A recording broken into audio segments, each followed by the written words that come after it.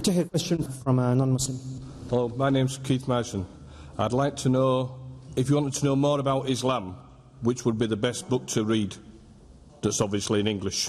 I would like to congratulate the brother, mashallah.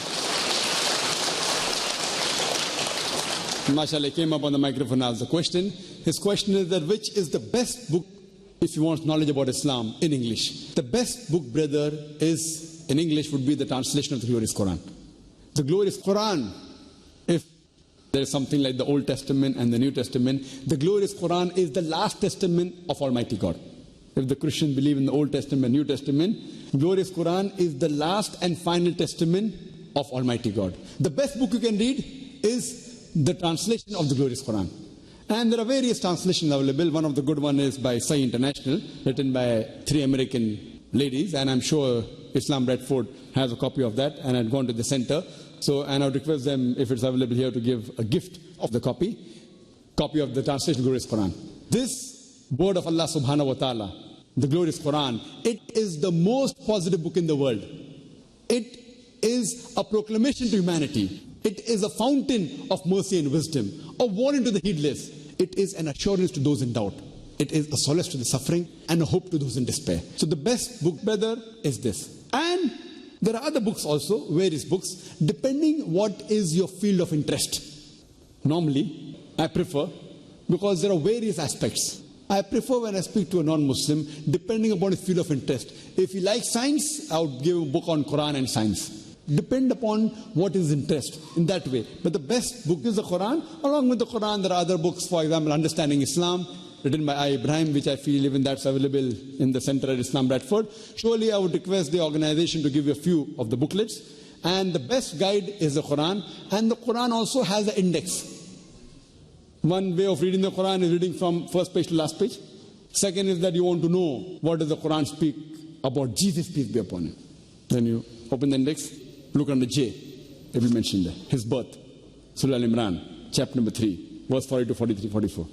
وَإِسْقَالَتِ الْمَلَائِكَةُ يَا مَرْيَمُ إِنَّ اللَّهَ اصْطَفَاكِ وَطَهَّرَكِ وَاصْطَفَاكِ That عَلَى الْعَالَمِينَ. That behold, the angel said, O Mary. And this is a good index. You want to know what the Quran speaks about women? Look at W. So in this way, depending upon the subject you want, you will come to know what is mentioned in the last and final revelation. And I would request you to read one of my booklets, which is Similarities Between Islam and Christianity. And there is a video cassette also on that topic. The tape would be preferable, where I have tried and point out that leave aside the differences. What differences we have is separate. At least let us agree to follow what is common in the Bible and the Quran. If you read the Bible and the Quran, both the Bible and the Quran both say that you should believe in one God. And I've given all the references from the Bible, from the Quran. It's a long talk.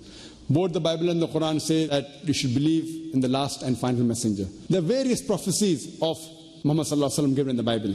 In the book of Deuteronomy, chapter number 18, verse number 18. In the book of Isaiah, chapter number 29, verse number 12. In the Song of Solomon, chapter number 5, verse number 16. In the Gospel of John, chapter number 14, verse number 16. In the Gospel of John, chapter number 15, verse number 26. There are various references I've given, and you can give a talk only on Muhammad sallallahu alaihi wasallam in the Bible. You can give a talk on concept of God in Christianity. So in this way, inshallah, when you read the Quran and read these booklets, inshallah, may Allah give you hidayah. Hope that answers the question, brother. If anybody wants any literature from Islam Bradford, then please come and speak to me afterwards. We'll take a question from the sisters. It is said more women will go to hell than men. Does this make the statement women are the source of evil correct? The sister asked a question that more women will go to hell. It's a hadith. Does it mean that women are the source of evil? That's half of the hadith. The complete hadith is that the beloved Prophet ﷺ said that more women will be to hell because the women, they gossip. That's one of the reasons. But logically, just to cut the answer short,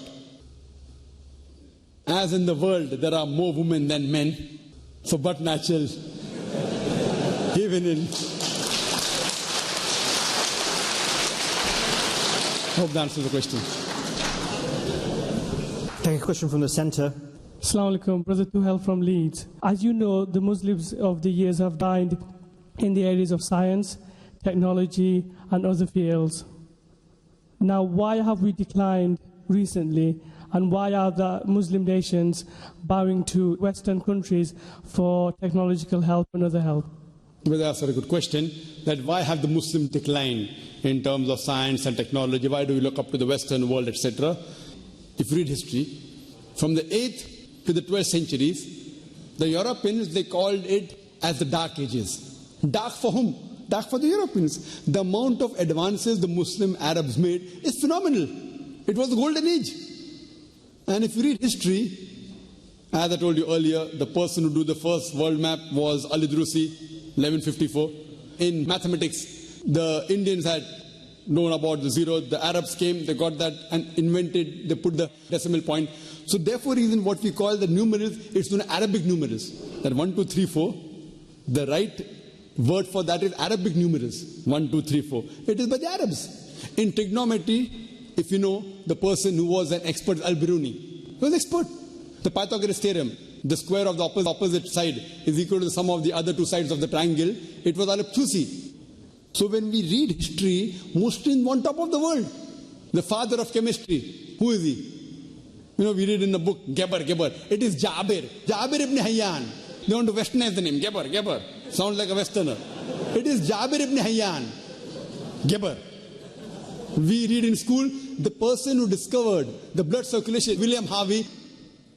And 400 years before William Harvey, it was Ibn Nafis. Ibn Nafis was the first person who described the blood circulation. But in the books we read about William Harvey, no one knows about Ibn Nafis. In medicine, Razi, Muhammad, Shakir, they were experts. In chemistry, in medicine, in smallpox. We know the Aristotle of the East. Avicenna. Ali ibn Sina. In Avicenna. We think it's a Westerner, Avicenna. It is Ali ibn Sina. I can give hundreds of names of Muslim scientists, but I agree with you. Now, the Muslims have declined. We Muslims on top of the world. The reasons today the Muslims have declined and we're on the receiving end is because that time we were close to our religion. Now Muslims have gone away from our religion, away from Quran and Sahih Hadith. The Westerners have advanced because they too have gone away from the religion. We have declined because we have gone away from our religion. The Westerners have advanced because they too have gone away from their religion. Their religion is not haqq, our religion is haqq. The reason we have gone away from Quran and Sunnah, that's the reason we are in this situation. If we go back to Quran and the Sahih Hadith and implement the guidance given by Allah and His Rasul, inshallah, once again we'll be on top of the world. I hope that answers the question.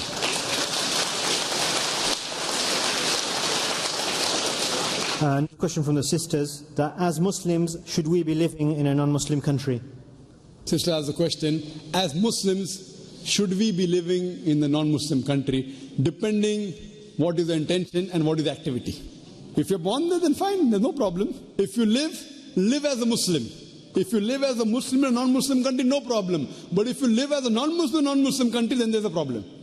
So if you live as a Muslim and implement on the Quran and the Sharia, there's no problem at all.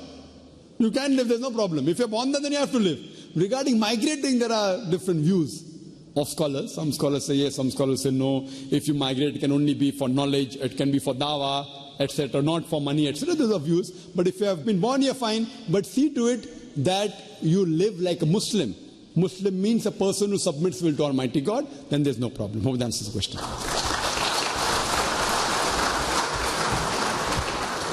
Can we have a question from this side? My name's Arif Suhail. I'm an engineer. I hope you can provide some clarification around a particular misconception in the Quran, a few verses where Allah subhanahu wa ta'ala says, kill the Jews wherever you find them. What is the context behind that? Brother asked the question that can I give some clarification regarding the verse of the Quran which says, kill the Jews where we find them. What the brother is referring to the verse of the Quran of Surah Tawbah, chapter number 9, verse number 5, which says, wherever you find a kafir, you kill him. It's not Jew, it is kafir. The word is there. The clarification is that many of the critics of Islam, they pick up these verses and they say, Quran says, wherever you find the kafir, non-Muslim, kill him. And when you open the Quran, it is there. They are quoting this verse out of context. They are quoting this verse out of context. For the context, if you read the first few verses of Surah Tawbah, chapter number 9, it speaks about a peace treaty between the Muslims and the mushriks of Makkah. This peace treaty was unilaterally broken by the mushriks of Makkah. By the time Allah subhanahu wa ta'ala reaches verse number 5, he gives an ultimatum to the mushriks of Makkah: you put things straight in 4 months' time, otherwise the declaration of war. And in the battlefield, Allah subhanahu wa ta'ala says that Muslims, don't get scared. Wherever you find the kafir, you kill. This is in the battlefield. Now, any army general, to boost up the morale of his soldiers, he will but naturally say that wherever you find the enemy, you kill. He will not say wherever you find the enemy, you run away. Imagine if there's a war between USA and Vietnam, and the American president says that wherever you find the Vietnamese, kill him. And today, if I quote him out of context, that today American president said wherever you find the Vietnamese, kill him, I will make him sound like a butcher. So it is in context in the battlefield. And many people quote this verse, including one of the famous critics of Islam in India, Arun Shuri. He wrote a book by the name of World of Fatwas. He quotes this, Surah Tawbah chapter 9 verse number 5, and from verse number 5 he jumps to verse number 7. You know why? Verse number 6 has the reply. Verse number 6 of Surah Tawbah chapter number 9 says that if the enemy, if the mushriks, if the kafir seek asylum, seek peace, don't just give it to them. Escort them to a place of security so that they may hear the word of Allah. Today the most merciful army general will say, if the enemy wants peace, let him go. Here the Quran said, don't just let him go. Escort him to a place of security. See, all the verses, almost all the verses in the Quran which speak about fighting, the next verse speaks about peace. Even Surah Anfal chapter 8 verse number 60 which I quote, that cause terror in the hearts of those who reject the truth. But next it says, if they want peace, give them peace. Almost all the verses which talk about fighting, the next verse speaks about peace, because Islam is a religion of peace. Unfortunately, they pick it out of context and they just quote that, and that's the reason all this confusion is there. Hope that answers the question.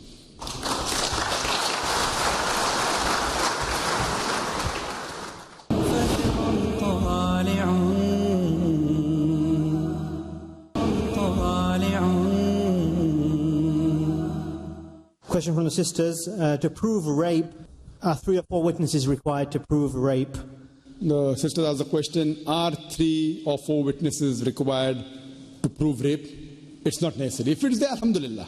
What is required for adultery? If you lay an allegation that so-and-so man or so-and-so woman is involved in adultery, that is zina, then minimum 4 witnesses required. And if you cannot get 4 witnesses, the person who lays the allegation according to Surah Nur, chapter number 24, verse number 4, they get 80 lashes. That's for adultery. For rape, if the witness is there, fine. Even if witness is not there, if there are circumstantial evidences, if it's proved, because in rape, not necessarily you will find 4 witnesses or 3 witnesses. So in rape, the circumstantial evidences, whoever is accused, if found guilty, by whatever method. Today there are many scientific methods. There is, you can test the even semen, etc., and come to know everything. Any circumstantial evidence which is enough proof to show undoubtedly that that person has committed rape, then he gets a capital punishment. Witness is not a must. If witness is there, that is additional help. Hope that answers the question. We're running close to the time limit. We can take another question from the middle. Assalamu alaikum. My question is that the British government and the media in this country, they want to separate the Muslim community into 2 by saying that there are some Muslims who are extremists and there are some Muslims who are moderate. The extremist ones are those who speak out about Iraq and Afghanistan, like you said, and they criticize the foreign policy. My question is, how as Muslims should we show a united front, and what kind of things should we discuss and respond to show that we are united on this? There was a question that the government has said there are some Muslims extremists, there are some Muslims moderate. A Muslim is a Muslim. Allah says in the Quran, Surah Baqarah, chapter number 2, verse number 208, Udkhulu fi silmi kaffa. Enter into Islam wholeheartedly. If you're a Muslim, you enter into Islam wholeheartedly, otherwise you're a pseudo-Muslim. So I call either Muslim or pseudo-Muslim. Nothing like extremist Muslim and modern Muslim. Either you're a Muslim or you're a pseudo-Muslim. You're a good practicing Muslim or not a good practicing Muslim. There's nothing like extremist. If you have to be a Muslim, Allah says, Udkhulu fi silmi kaffa. You can't say, I want to follow this part of the Quran, that part I don't want to follow, and to take this hadith and that hadith. If the hadith is Sahih, you have to take. If it's not Sahih and you reject it, that is good. But if it is Sahih hadith, you have to take it. So there's nothing like extremist and moderate. A Muslim is a Muslim if he follows the Quran and Sunnah. If the government says those people who speak about Afghanistan and Iraq, they are called extremist Muslim, I said yes. I'm extremely kind, so my heart does bleed for the people who have died in Iraq and Afghanistan. My heart does bleed.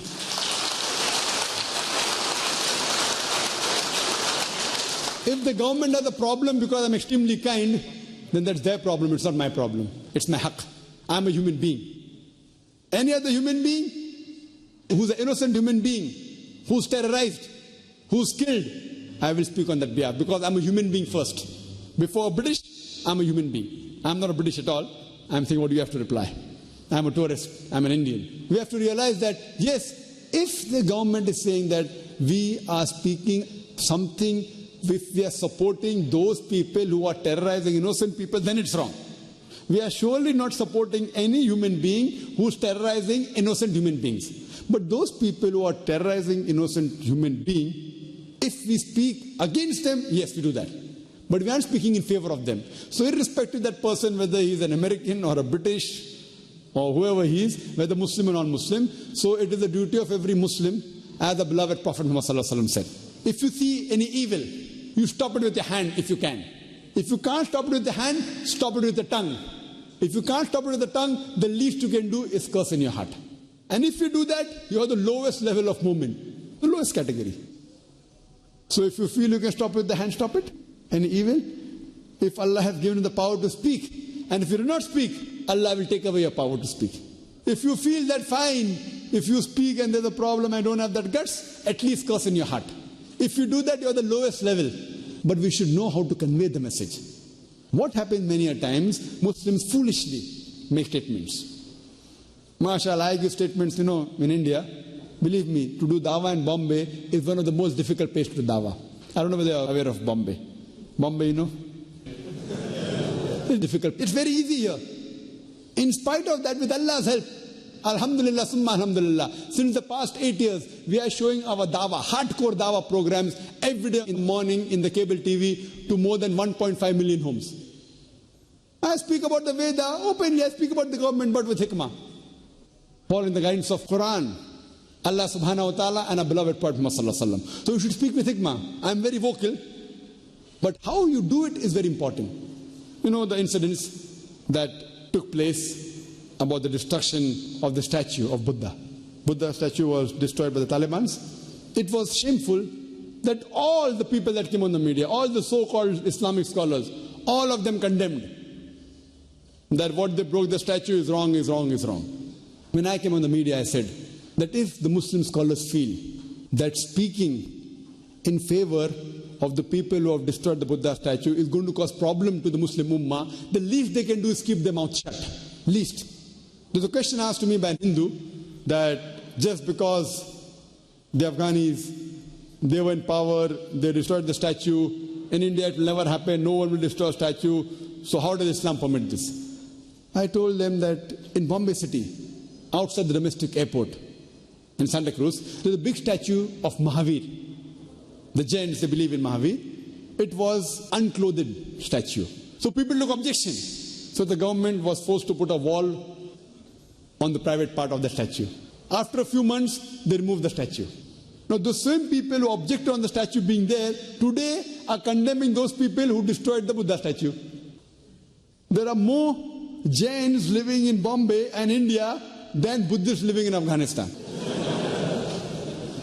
As a student of comparative religion, I said, what happened, I don't know. But one thing I know for sure, that the Afghanis, they are educating the Buddhists. Because Buddha never said, make a statue of me. Buddha never said you should do idol worship. I am a student of comparative religion. I've read Dhamma Padda. So these Taliban of Afghanis, they are educating the Buddhists that Buddha never said, make a statue of me. He never said do idol worship, so they're educating them. So one press reporter asked me, Brother Zakir, but don't you think that it hurt the feelings of millions of Buddhists? Does Islam give permission to hurt the feeling of human being? I said, under normal circumstances, no. But sometimes the father is cruel to be kind. I asked him a question, that suppose the Indian government catches a haul of drugs worth about 5 million pounds, 10 crore rupees, whatever it is. What will the government do? So the reporter told me, the government will burn the drugs. I said, do you know, millions of human beings, for them, drug is their God. So when the government burns the drug, won't it hurt the millions of drug addicts? He'll say yes. So are you for the government or against the government? I am for the Indian government.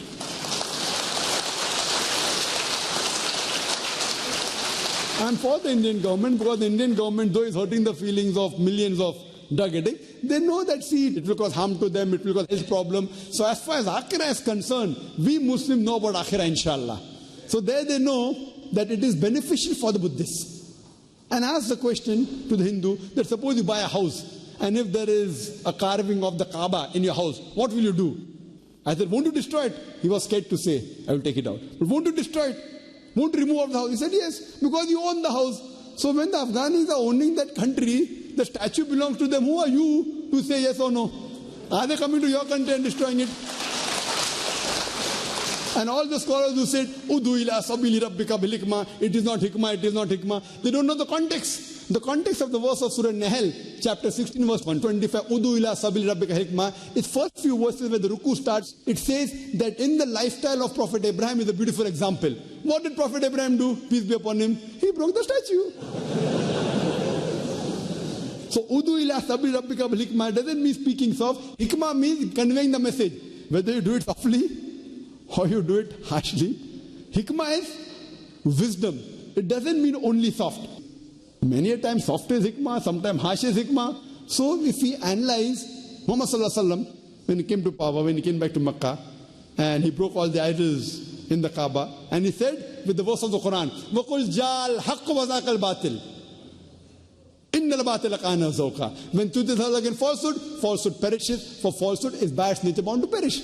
See, if we don't have the power, suppose in India, to do it, no problem, it's not fard. It is not fard. When they have the power, they are doing acts which is mustahab, so what's your problem? But in replying, you should know how to reply, giving examples of the government when you give. So therefore, when you speak, unfortunately, many of us Muslims, out of emotion, we say things and then we land ourselves into trouble. So if we say with hikmah, giving examples like today I give example of India, terrorists and freedom fighters, America and British, where are we? They both are having problems. See history. Benjamin Franklin, terrorist. George Washington, terrorist. So when we give example, it opens up the vision. If not of the government, at least the Britishers. See, the non-Muslims aren't fools, the Westerners aren't fools.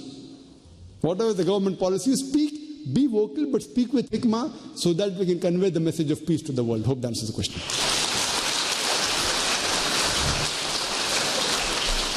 Final question from the sisters, because Maghrib is upon us.